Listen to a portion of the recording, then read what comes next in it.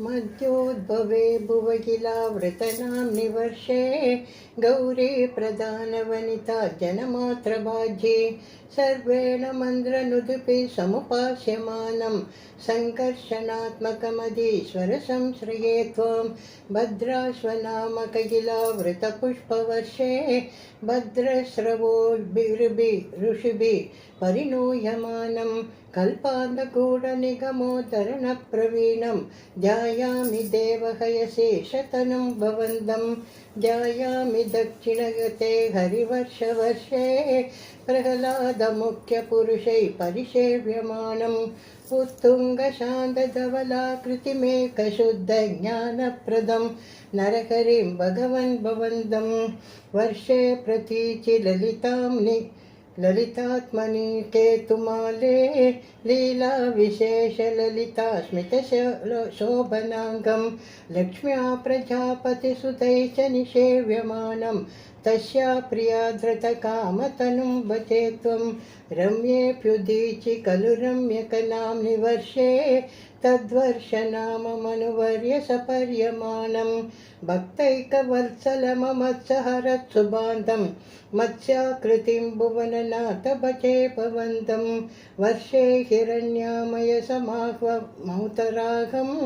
आसीनमधृधृतिकर्मटकामटाङ्गं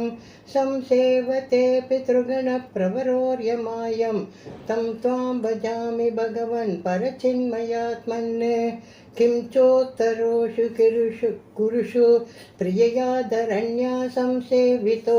महितमन्द्रनुधिप्रभेदैः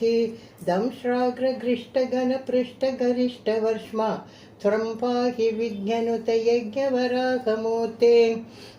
यां यां दिशं भजति किं पुरुषाख्यवर्षे संसेवितो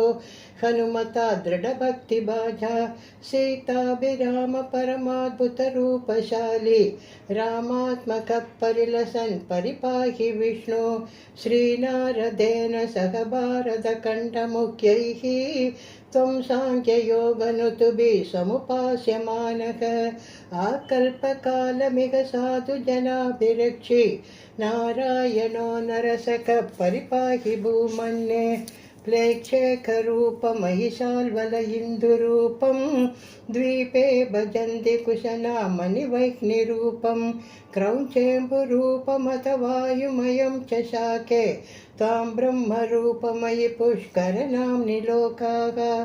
सर्वैर्ध्रुवादिभिरुडिप्रकरैर्गृहैश्च पुच्छादिकेशववयेष्वभिकल्प्यमानैः त्वं शिंसुमारवपुषा महतामुपास्यः